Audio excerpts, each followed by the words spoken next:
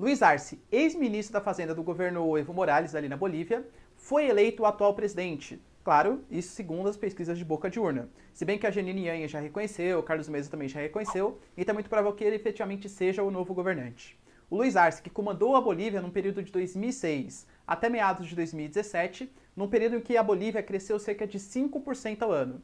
Pensando num país que é isolado geograficamente, lembrando que a Bolívia não tem saída para o mar, é um país que carece de uma população que atrai investimentos estrangeiros, é um país que tem muitas dificuldades econômicas históricas, é um enorme feito. Será que o Luiz Arce, então, como que ele conseguiu esse milagre econômico boliviano? É a volta do bolivarianismo? Esse cara é mais ligado com o Bolsonaro, mais ligado com a esquerda? O que significa a volta do Evo Morales para a Bolívia? Se você quer entender isso, e muito mais sobre geografia, geopolítica, atualidades, notícias, enfim, tudo para você se manter sempre bem atualizado e entender esse mundão, já se inscreve no canal, deixa seu like e compartilha esse vídeo, que eu, professor Ricardo, conto muito com a sua ajuda. Tamo junto? Segue também, galera, no Instagram, que lá eu sempre posto notícias, comentários, enfim, faço uma análise da política das atualidades mundiais. Beleza? Tamo junto? Então tá. Galera, vamos entender um pouco o contexto, né?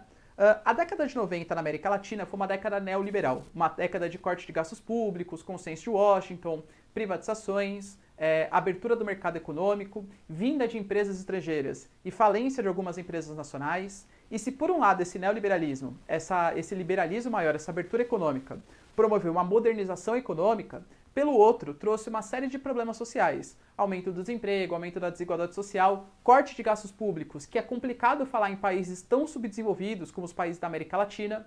Então, nos anos 2000, uma série de governos de esquerda, eles ascenderam ao poder. Algumas esquerdas um pouco mais moderadas, por exemplo, Mujica no Uruguai, Lula aqui no Brasil, e algumas um pouco mais bolivarianas, a exemplo do Rafael Correa no Equador e do próprio Hugo Chávez ali na Venezuela e o seu sucessor, o Nicolás Maduro.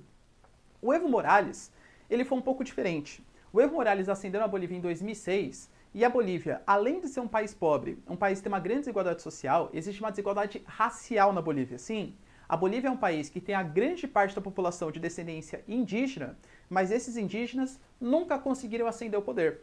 A primeira vez, né, que tivemos um presidente efetivamente indígena na Bolívia foi justamente com o Evo Morales. O Evo Morales, quando ele assumiu o poder na Bolívia, ele percebeu que a Bolívia tinha privatizado os seus recursos naturais, que era o que angaria a verba para ele conseguir fazer políticas sociais, distribuição de renda, redução da miserabilidade. O que ele fez então? Nacionalizou os recursos naturais. Reservas de lítio, estanho, gás natural, renegociação de preços, inclusive o gás natural boliviano pertencia à Petrobras. Conseguiu fazer uma política de renegociação de preços, nacionalização de algumas reservas, mas, ao contrário de outros governos, como por exemplo Rafael Correa no Equador e Hugo Chávez na Venezuela, ele fez como se fosse uma espécie de economia mista. E tudo isso pensado pelo Luiz Arce, tá? Que é o atual presidente boliviano. O Luiz Arce, galera, eu diria pra vocês que é como se fosse o Paulo Guedes, do Evo Morales. É o Poço Ipiranga, é isso aí, tá? Então mais ou menos essa ideia. Péssima imitação, eu sei, tá? Mas era como se fosse o Poço Ipiranga ali do Evo Morales. E ele, a partir dessa economia mista, o que ele fez? Ele nacionalizou as reservas naturais, que estavam num período de explosão de preço das commodities, gás natural valendo muito, etc. Conseguiu angariar verbas com isso, fez programas sociais que incluíam uma classe marginalizada, uma classe pobre, a um poder de consumo e população que consome, paga impostos, gera emprego, faz a economia crescer, e ao mesmo tempo atraiu investimentos estrangeiros à iniciativa privada em coisas que a Bolívia não tinha, indústrias de bens de consumo duráveis, não duráveis, alguns tipos de comércio, produtos, etc. Foi um período em que a Bolívia, de novo, né, país isolado geograficamente, pouquíssimos potenciais, cresceu 5% ao ano. Tanto que tem muita gente que chama de o milagre econômico boliviano, né? Ah, agora a Bolívia está passando por um milagre, um crescimento, etc. Então, encaixar o Evo Morales como um bolivariano, um bolivarianismo com um sistema político e econômico que afasta o imperialismo europeu, afasta o imperialismo americano, mais ou menos. Ele tinha, sim, convergências importantes com a esquerda mais radical aqui na América Latina, convergências políticas de União das Américas. Mas falar que ele rejeitava investimentos estrangeiros, mentira, tá? O Luiz Arce, ele foi responsável pela atração desses investimentos. Fato é, galera, que pós anos 2014, 2015, a crise mundial causou uma queda no preço do gás natural e das commodities que a Bolívia explorava, e naturalmente a Bolívia começou a angariar menos fundos. Angariando menos fundos, a gente vai ter uma dificuldade de manter os programas sociais, começa a ter déficit público, porque o governo boliviano não quer acabar com esses programas que reduziram a miséria, aumentaram o poder de compra do trabalhador, e a Bolívia começa a atravessar um pouco de dificuldades. Ao mesmo tempo, começa a dar um ar meio ditatorial no Evo Morales, digamos assim. Ele já tinha feito uma reeleição que não poderia ser feita e agora, tentando um novo mandato, fez um plebiscito, uma consulta popular. A população falou: não, Evo Morales, você não pode se reeleger. O STF, Poder Judiciário, através de uma canetada, falou assim: não, o Evo Morales pode concorrer sim. O Evo Morales concorreu, em eleições que inicialmente pareciam um pouco suspeitas, ele foi reeleito.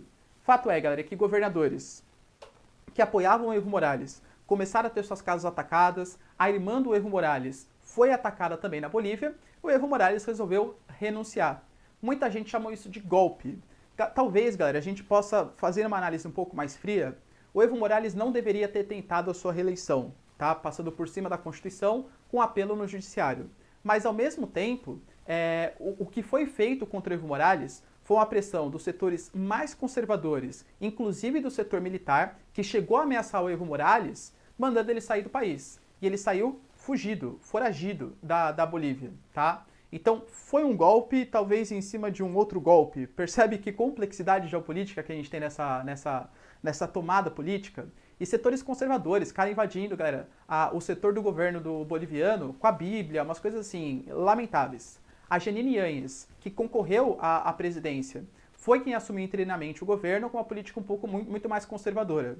Mas para vocês terem uma noção de como a população admira o Evo Morales pelo crescimento que teve no passado boliviano, e o Luiz Arce, principalmente, por ser o responsável por arquitetar esse crescimento econômico, esse cara conseguiu ser reeleito, mesmo ele sendo uma espécie de sucessor, uma espécie de cara ligado à política do Evo Morales, tá? Ou seja, muita gente está encarando isso como uma volta do que não deveria ter saído, como uma volta do Evo Morales. Eu, particularmente, galera, vejo o Luiz Arce como um cara que é muito mais pró-mercado do que propriamente o Evo Morales. Ele não tem grandes discordâncias, inclusive com uma direita um pouco mais conservadora aqui na América Latina. Falar que o Evo Morales, por exemplo, aliás, que o Luiz Arce, vai brigar com o Bolsonaro, vai cortar relações com o Brasil. Mentira. É um cara que é sim pró-mercado e que vai tentar manter essas políticas sociais a partir de uma reestruturação econômica.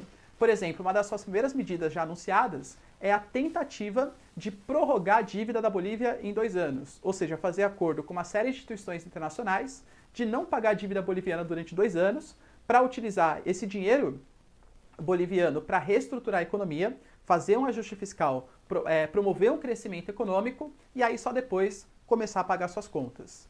Então, a volta do Arce seria uma espécie de perdão, enfim, ao Evo Morales?